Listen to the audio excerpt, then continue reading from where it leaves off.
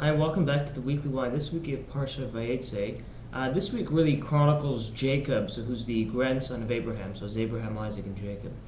And this really chronicles Jacob's travels. So Jacob escaped from really his brother Esau, and really now basically he's kind of on the run. He was staying with his uncle, but really it talks about really ultimately a lot of his family. I mean, he eventually has 12 sons and a daughter, who will eventually constitute the tribes of Israel.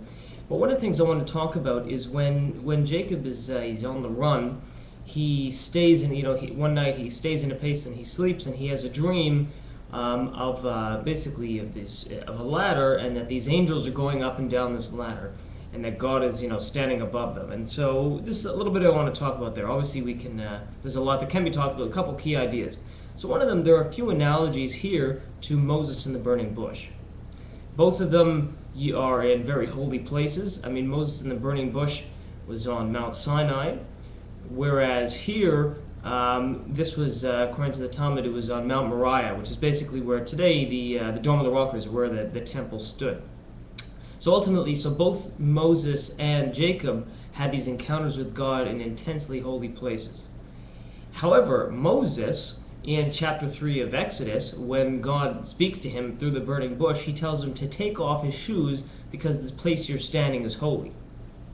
However, here, Jacob is not told the same thing. And you'd think how strange that is, because Mount Sinai, even though it's Mount Sinai, the Talmud says, and Rashi says, that Mount Sinai lost all of its holiness as soon as God left. So as soon as God left after the revelation of the Jewish people, Mount Sinai just became another mountain. And in fact, in terms of Jewish tradition, we don't even know where it is today, because it's just not a significant part of, this mountain doesn't have any inherent holiness. As soon as God left it lost its holiness.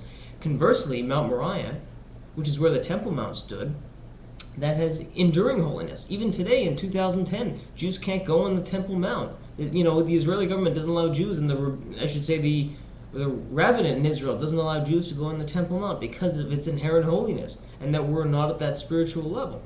So that kind of is even more perplexing. We think, okay, Mount Sinai, which is somewhat less holy, Moses had to take away his shoes, whereas conversely, we had Mount Moriah, where Jacob was, and where Jacob had the dream. He didn't have, which is much holier and will always be holy, he didn't have to take off his shoes. And so the interesting thing here, and then the lesson we can take from this, is that ultimately, basically it's that we have to, when in Rome, do as the Romans do. That's according to Rabbi Ben Sion Ferrer. What he says is that basically is that when we're in a place, and that is the local custom, obviously within halakha, and within Jewish law, that's how we have to act. For example, when Moses went up to heaven to receive the Torah into the heavens, the Talmud says he didn't eat or drink like the angels.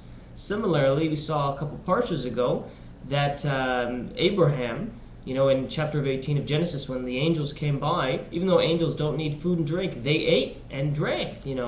Why? Not because they needed, but because they were on earth where humans need food and drink. So really, it's kind of like when in Rome, do as the Romans do.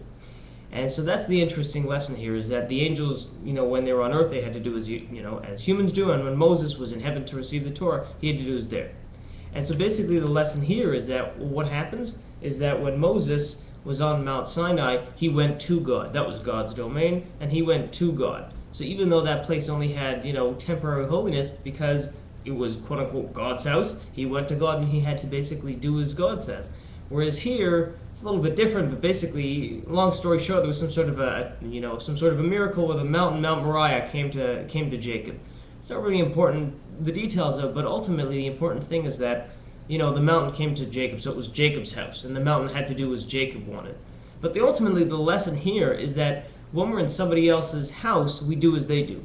And what's the lesson for us to take home in terms of our relationship with God is that ultimately, if we want to develop a relationship with somebody or with God, we do it in the manner that they prescribe. What that means is that if God says to us, you can develop a relationship with me, you can, meet your life's, potential by doing X, Y, and Z, I'm not going to meet that potential doing something else just because I think it's a better way, right? If God says to me, you need to do this and this, keep kosher and learn and pray, it might not necessarily be my way of doing it, maybe I would just want to whip myself up into a frenzy and feel really good about it. But ultimately, if God's not saying that's the way to do it, then that's not the way to do it.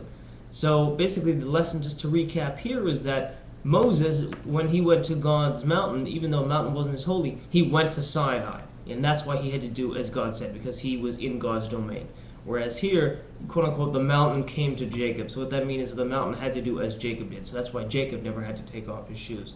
So essentially, the lesson for us, once again, is that when we're trying to build a relationship with God and grow in our Judaism, we have to be constantly thinking about, well, not is it that the way that I think is the best way, but what does God tell me the best way to get closer to Him? Because ultimately, that's really the only way we're going to have success. So that's it for Parsha Vayeitzei. Best wishes, Shabbat Shalom, God bless.